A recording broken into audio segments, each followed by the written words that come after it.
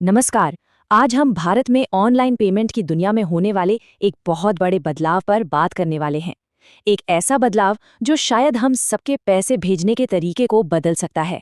सवाल ये है कि क्या अब 10,000 रुपये से ज्यादा का ऑनलाइन पेमेंट फौरन नहीं होगा? चलिए इस पूरी बात को गहराई से समझते हैं। तो ये नया नियम आखिर है क्या? असल में भारतीय रिजर्व बैंक यानी आरबीआई डिजिटल पेमेंट्स को लेकर एक बड़े बदलाव पर सोच विचार कर रहा है। ये एक ऐसा बदलाव है जिसमें हमारे ट्रांजैक्शंस के तरीके को बदलने की पूरी पूरी क्षमता है। और यही वो सवाल है जो आजकल हर किसी के दिमाग में घूम रहा है। क्या अब से 10,000 से ऊपर का कोई भी ऑनलाइन पेमेंट वो तुरंत नहीं होगा? क्या उसमें कोई देरी होगी? खबरें तो कुछ ऐसी ही हैं कि आरबीआई एक ऐसा नियम लाने की तैयारी में है जिससे बड़े ऑनलाइन पेमेंट्स पर फौरन ब्रेक लग सकता है। तो ये है पूरा मामला। आरबीआई का प्रस्ताव ये है कि 10,000 रुपये से ज्यादा का कोई भी डिजिटल पेमेंट जब भेजने वाले के अकाउंट से निकले और पाने वाले के अकाउंट तक पहुंचे तो उसके बीच में उसे 1 घंटे के लिए होल्ड पर रखा जाए। और इसका मकसद सिर्फ एक है, बढ़ते हुए ऑनलाइन फ्रॉड पर लगाम कसना। अब सवाल ये उठता है कि आखिर आरबीआई को इतना बड़ा कदम उठाने की जरूरत महसूस ही क्यों हो रही है? और इसका जवाब छिपा है ऑनलाइन धोखाधड़ी के उन आंकड़ों में जो सच में होश उड़ाने वाले हैं। जरा इस नंबर पर गौर कीजिए, 28 लाख। जी हाँ, 2025 में भारत के अंदर डिजिटल फ्रॉड के इतने मामले सामने आए। ये सिर्फ एक आंकड़ा नहीं है, ये एक बहुत बहुत बड़ी वार्निंग बेल है, एक खतरे की घंटी है जो लगातार बज रही है। और उन 28 लाख मामलों का नतीजा क्या हुआ? करीब करीब 22,931 करोड़ रुपए।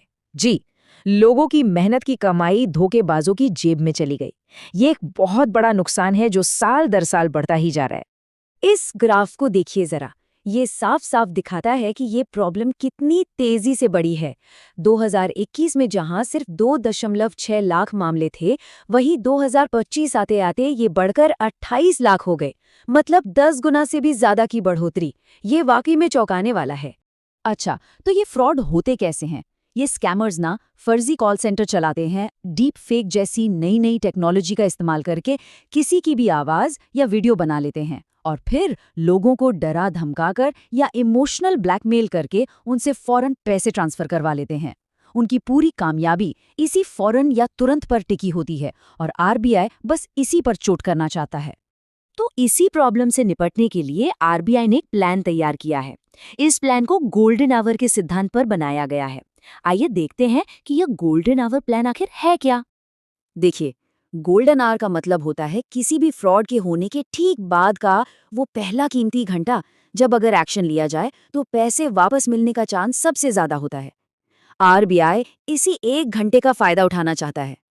तो ये सिस्टम काम कैसे करेगा? मान लीजिए किसी ने 10,000 से ज्यादा का पेमेंट किया, तो बैंक उस पैसे को फौरन भेजने की बजाय 1 घंटे के लिए रोक देगा। अब इस 1 घंटे के दौरान अगर पेमेंट करने वाले को जरा भी शक होता है तो वो उस ट्रांजैक्शन को कैंसिल कर सकता है। और सिर्फ इतना ही नहीं, अगर बैंक को भी वो ट्रांजैक्शन कुछ गड़बड़ लगता है तो वो खुद से दोबारा कंफर्मेशन मांग सकता है। अब आते हैं सबसे जरूरी सवाल पर। भाई, इस नए नियम का एक आम इंसान की जिंदगी पर क्या असर पड़ेगा? क्या इससे फायदा होने वाला है या फिर मुश्किलें बढ़ने वाली हैं? चलिए इसको एकदम आसान भाषा में समझते हैं। बदलेगा क्या?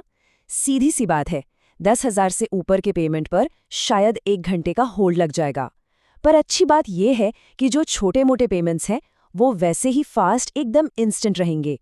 और हाँ, एक और बात, हो सकता है कि जो भरोसेमंद खाते हैं, मतलब जिन पर लोग अक्सर पैसे भेजते हैं, उन्हें इस नियम से बाहर रखा जाए, उन्हें छूट मिल जाए।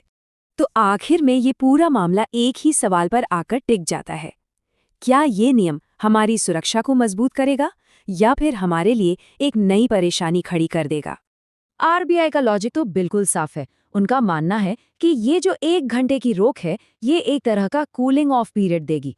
सोच कर देखिए, अगर किसी को डराकर या बहला फुसलाकर पैसे भेजने पर मजबूर किया गया हो, तो ये 1 घंटा उसे अपनी गलती को समझने और सुधारने का मौका दे सकता है। हो सकता है इसी 1 घंटे में कई फ्रॉड होने से बच जाएं। तो अंत में सवाल यही बचता है, एक तरफ है इंस्टेंट पेमेंट की सहूलियत और दूसरी तरफ है ऑनलाइन फ्रॉड से अपनी मेहनत की कमाई की सुरक्षा। ये सोचना वाकई जरूरी है कि अपनी जमा पूंजी को बचाने के लिए क्या 1 घंटे का इंतजार करना सही सौदा है।